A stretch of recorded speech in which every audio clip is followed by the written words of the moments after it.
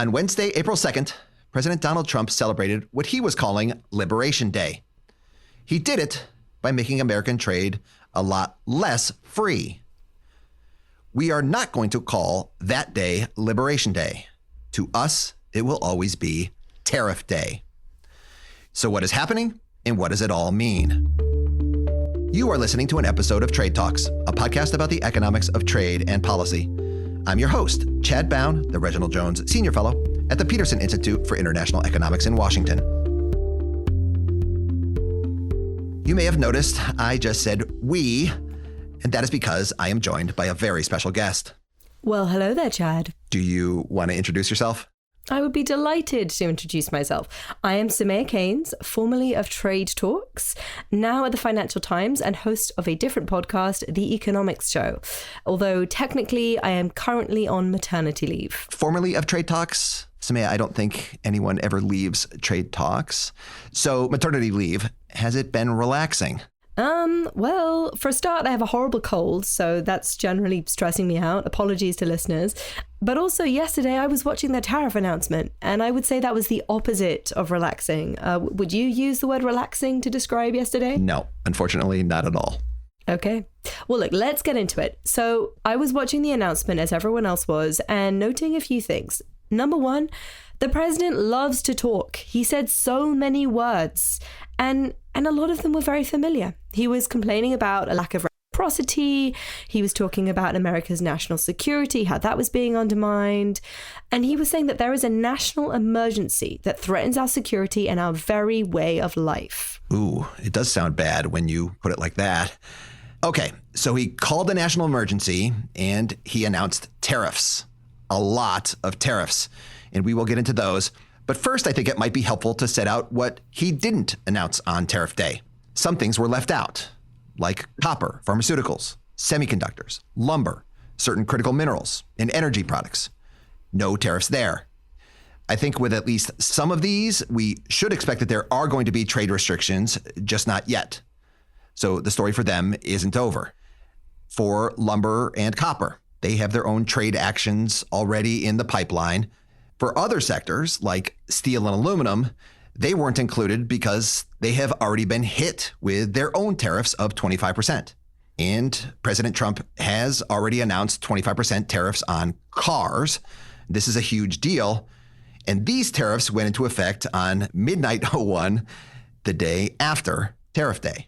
There were also some countries left out of Tariff Day. So when the president was talking, he had this massive tariff poster with a list of countries and their new tariff rate.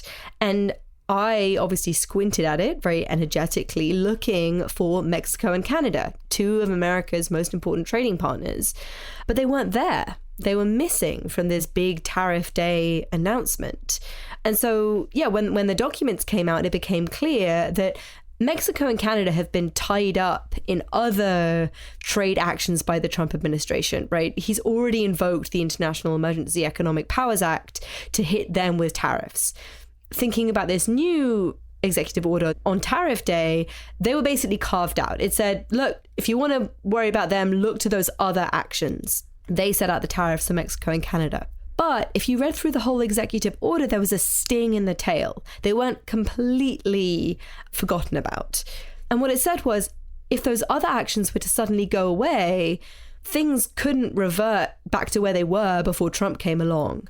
The new baseline tariff for them is going to be 12%. That is a hefty tariff. That is much higher than the tariff that was there before Trump came on the scene. For Mexico and Canada, some products would still get better treatment than that 12%.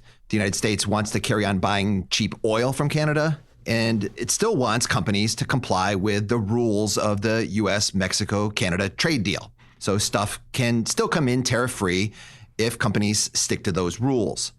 But for everything else, the new baseline tariff is 12%. Now, presumably this was to get some kind of leverage over Canadian and Mexican negotiators. We shall see whether those negotiators accept the presence of that new baseline. I'll bet that they won't. Also in the executive order was a statement on de minimis. This is the program the United States has in place that allows low value shipments to come in without having to pay any tariffs whatsoever. The de minimis program toward everyone apart from China will stay available for now, or at least until the Customs and Border Protection Agency has some way of collecting the associated tariffs.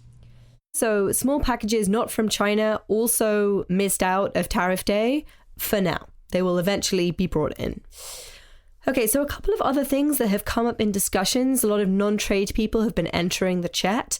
Trade and services doesn't get hit by tariffs. That's not a thing so far. Also, Russia. So Russia was not on the Trump administration's list, but that's actually because it's affected by a different sort of set of policies. Russia invaded Ukraine. The US government did not like that when that happened. It was very bad. And so there were lots of sanctions and trade restrictions, and trade isn't really flowing between the US and Russia anyway. So in 2024, the US imported around $3.5 billion worth of goods from Russia. That's really not very much. The US imports more from Romania or Guatemala. So yeah, don't need to worry about Russia for the purposes of tariff day.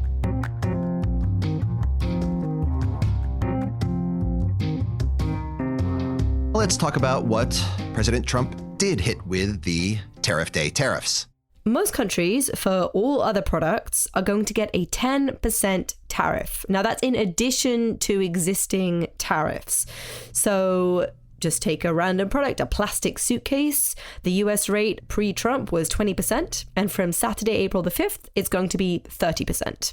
That's even if you have a trade deficit with the US, and it's even if you have a trade deal with the US. Australia, sorry, it's 10%. That would have been a really big deal, but then it gets worse. On Wednesday, April 9th, for countries with a trade surplus in goods with the United States, the tariffs will increase again. And for each country, there is a figure set out by a formula published on the USTR's website. Most countries get their own special figure. What a treat, except a really bad treat that they will not enjoy. So the EU gets 20%, China gets 34%, Cambodia gets 49%, the UK only gets the floor, so they get a 10% tariff. But yeah, if you take that same plastic suitcase, it used to have a tariff of 20%.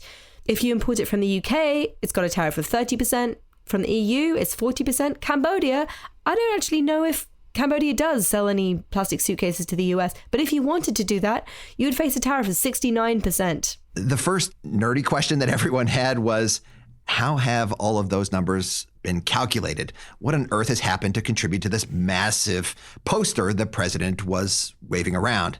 And guys, the answer is there's algebra. Therefore, it must be really smart. But basically, what they do is they take the trade deficit and they then divide it by imports, and then they divide it by 2.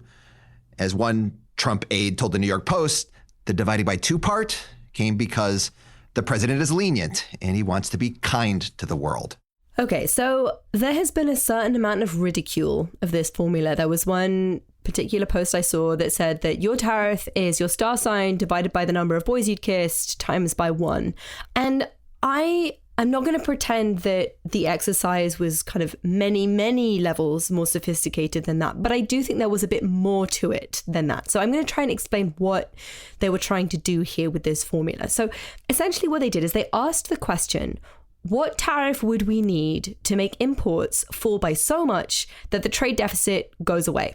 And basically they made some assumptions about how sensitive imports are to tariffs. And those assumptions then gave them their formula. Now, they've tried to cite some papers that talk about those sensitivities, how much prices change when tariffs change, but that's the basic exercise. And I mean, it isn't very sophisticated. It makes some very extreme assumptions. It assumes that exports aren't affected at all by tariffs. It is in no way proportionate to unfair trade barriers. It does get the president some very big tariff numbers, so it does what he wants, although not too big, because he did want to divide by 2. I guess I'm interested in how stable these figures are. I mean, trade deficits can bounce around quite a bit. Did some of the smaller countries just get unlucky by having this formula calculated in 1 year rather than the previous year? I guess there'll be much more analysis of this formula to come. Yeah, there's a lot of really questionable elements to this approach. But the implication of this formula is that there are some really small and really poor countries who are going to be really screwed. it can lead to some odd examples. Madagascar got a 47% tariff. What leverage does Madagascar have in potential negotiations with the Trump administration? Or take a country like Cambodia, not a country that's an existential problem for the United States, but under this formula, Cambodia gets hit with a 49% tariff, much higher than even a country like China. Thinking about the response to this, a lot of the analysts were surprised by how high some of these tariffs were on places in Asia, right? So Vietnam, Taiwan, Thailand, they were all hit by tariffs that were higher than expected. And that has obviously created problems for all of those executives who are operating a China plus one strategy, right? For years, the idea was that, relations are tense with China, you move your stuff out, maybe to Vietnam. And it seems that on tariff day, nope, exports from Vietnam to the US still hit with tariffs. They got a 46% tariff. Another important detail from the executive order is that these tariffs will only apply to non-American content, provided at least 20% of the value of the good coming in is from the United States. So if you've got a widget and 20% of the value of that is some component that was originally made in America, you don't have to pay tariffs on the part that is U.S. content. I just want to underline here how much of a change this new tariff regime represents. Under the old system, for lots and lots of trade, it didn't really matter where the stuff came from. Under this new regime, it matters a lot because it hugely influences the tariff that you're going to pay, even if you're not in a trade deal. That potentially means huge extra amounts of paperwork for companies as they have to show where a product came from. And just stepping back, it could be that companies start to do really well in a market, not because they're the best producer of something at the lowest possible cost, but actually just because they're really amazing at filling in paperwork. And I'm just not really sure that's where we want to be. But look, Chad, why don't you fill us in on China? Because there's been a lot of confusion here. Stepping back, U.S. tariffs on China after the first Trump administration were already really high because of his first trade war. So on day one of Trump's second term, U.S. tariffs on China were already averaging over 20%. Then over the first 2 months of his second term, he increased them by another 20%. Now you add in the extra ones from tariff day, and starting April 9th, suddenly average tariffs on China are going to be over 70%. Then, if China continues to buy Venezuelan oil, so President Trump issued a separate executive order last week saying that you buy Venezuelan oil, you're going to get hit with a tariff of 25%. If that happens, you put all those things together, we could soon be living in a world where if you tried to import something from China into the United States, the average tariff could be close to 100%. I'm going to make a really insightful point of analysis here and say that that is a large tariff, and it will be basically impossible for exporters or retailers to absorb the whole thing. So have fun, American consumer. One last point on China. On tariff day, President Trump also released a separate executive order saying that de minimis on China will be gone as of May 2nd, because apparently there are now systems in place to be able to collect all the tariffs coming in on those small value packages from Temu and Shein. Okay, so just some other nuggets from this executive order. If anyone retaliates or if manufacturing output falls, Trump will go further, go harder, right? So more trade restrictions, more tariffs. Fun times. That is important because it's possible, of course, that manufacturing output might fall because of all of these tariffs, in which case the policy response might be to take them off. Well, he's saying, at least in this executive order, the tariffs might go higher if that happens. One last point is that goods loaded onto the water before April 5th, they won't get the tariff. So potentially the point is to try to avoid some disruption there. Now let's turn to history. I asked Doug Irwin, friend of the podcast, chief tariff historian, and my colleague here at the Peterson Institute, to put these tariff increases into historical context. So as I think of this historically, going back even Smoot-Hawley, tariffs were relatively high, then incrementally put higher. But here we're starting with a base where everyone's getting a pretty low tariff. Obviously, you've done the work on China. China's been an exception for some time.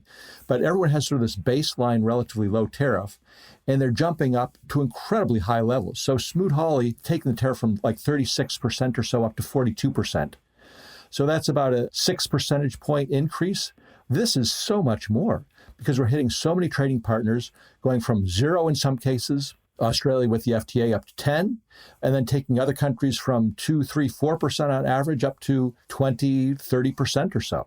So this is a massive shock to U.S. trade and something we really haven't seen before in U.S. history. This tariff episode is extraordinary in more ways than one. I've charted 200 years of history of U.S. trade policy, and you do get some big movements every now and then, but what's behind them is some political consensus, a political coalition of northern states or southern states getting together, getting around a certain proposal and working it through Congress and working with the president. So there is obviously always been a debate over U.S. trade policy, but for big moves, it takes a lot of political force behind that to make it happen. And unfortunately, our political system has deteriorated so much with the delegation of so much power to the president under the assumption that they would be sort of on board with this post-war system of cooperating with countries and working down trade barriers.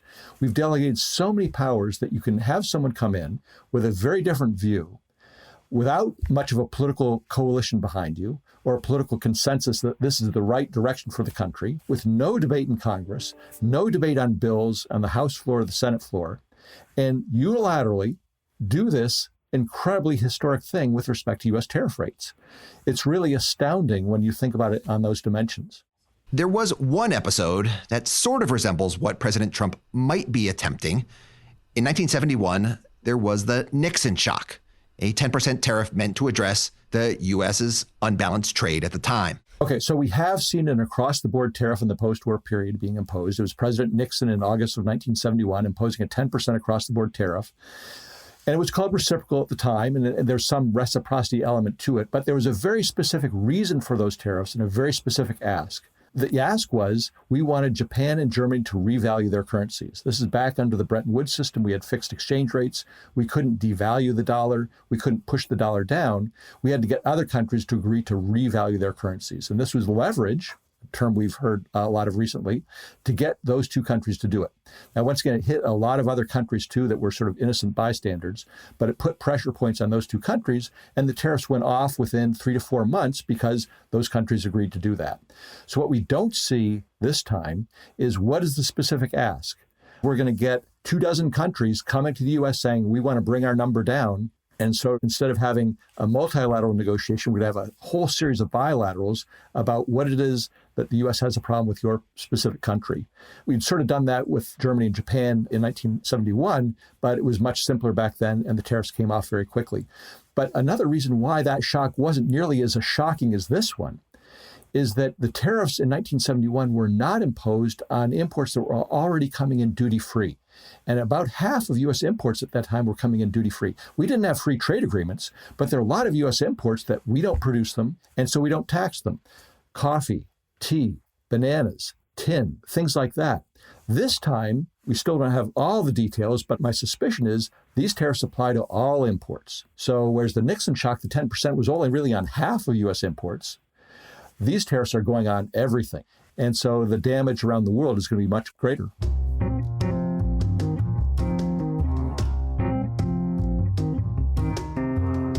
Let us talk about the dollar now. So for the past few months, people have been shouting a lot about this. Essentially, Trump's complaint seems to be that America's trade balance isn't adjusting the way that it should. I asked Maurice Obstfeld. He's a former chief economist at the IMF and an international economist extraordinaire and my colleague here at the Peterson Institute. I asked Maurice what he would expect to see in response to these tariffs. Well, theory tells us that when a country imposes a broad-based tariff, that its currency will appreciate. In principle, that appreciation will both make imports less expensive, somewhat counteracting the tariff. It's probably not a full offset. It also makes our exports less competitive, meaning our exports go down. And so all in all, you have some reduction in imports, but also a reduction in exports. And it's very unclear that you get a big reduction in the trade deficit, if any reduction at all. Okay, so tariffs go up. You might expect the dollar to appreciate in value too. But while Trump was talking on Tariff Day, the dollar didn't appreciate. It actually seemed to depreciate a bit, not by a huge amount, but yeah. Here's Maury. I think the impact of all this on U.S. growth is very relevant for the exchange rate. There are several mechanisms. Probably the most obvious is if the U.S. were to go into recession because of contractionary effects from all of these announcements, the Fed would cut interest rates, the dollar would fall, and if people anticipate that, the dollar will fall immediately. Currency markets are mysterious beasts. We have a lot of offsetting forces here. One thing that analysts have been talking about is whether the lack of a rigorous process for these tariffs might undermine confidence in the US's institutions.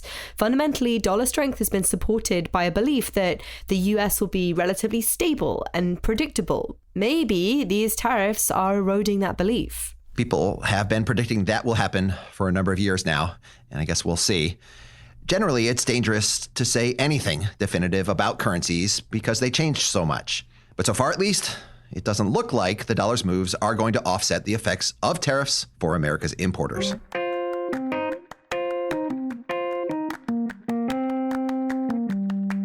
Looking ahead, one important question is whether these tariffs will stick.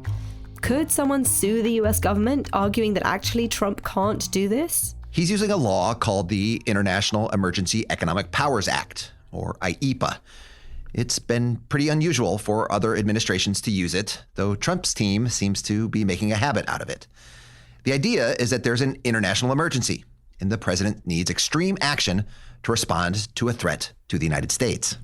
And you might think about hazelnuts from West Africa and think, really? A threat to the United States? Madagascar has been hit with a 47% tariff because it's threatening America's national security? During Trump's first term, there were people who tried to challenge the tariffs that he had imposed on the grounds of national security. I spoke to Kathleen Claussen. Kathleen's a law professor at Georgetown University, and asked her what we learned from those cases. The bottom line on almost all those lawsuits is that the government wins almost all the time.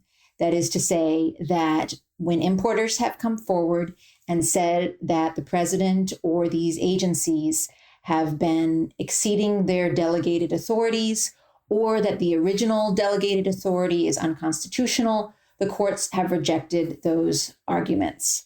They've done so on the basis largely that the president is acting in a sort of special realm, that this is not ordinary foreign commerce, but that these tariffs all are related to national security, economic security in some way.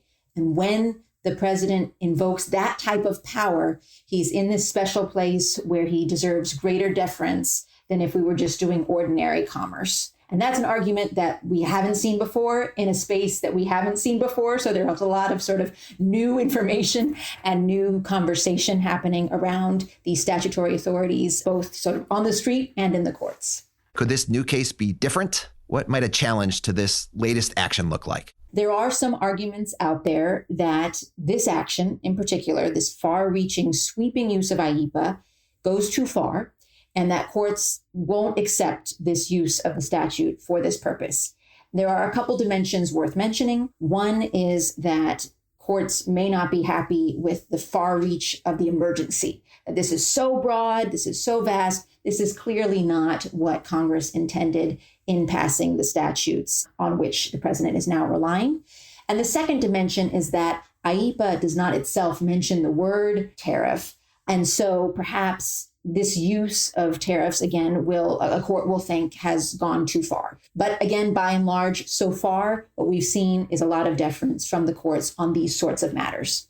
Is there another way to stop the tariffs? Let's be clear. This authority that the president has, all of it, the IEPA power, the Section 232 power, the Section 301 power, and others we haven't even talked about yet and may or may not talk about in the weeks ahead, that comes from Congress. So Congress has the power, it's in the Constitution right there in Article 1, to take back these delegations, to reframe these delegations, to regulate commerce with foreign nations. That's the constitutional authority that Congress has. And so with legislation, it can step up and make all of this go away.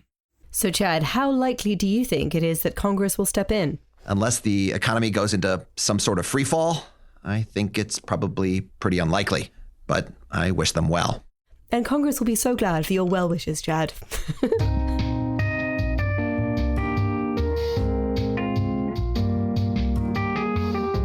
Before we finish, look, it's unlikely that we were going to make an episode saying this was the best idea ever. Have you met us? But my last question is, conditional on the objective to raise tariffs by a lot, was this the best way of doing it? Could there have been another way? Yes. In fact, under the WTO's rules, there is a legal way for the United States to raise its tariffs. This is under something called Article 28. You do have to pay for it, meaning the United States would have to accept reciprocal tariff increases by other countries in return. But the reality is, I think we're likely to see that kind of reciprocal retaliation anyway.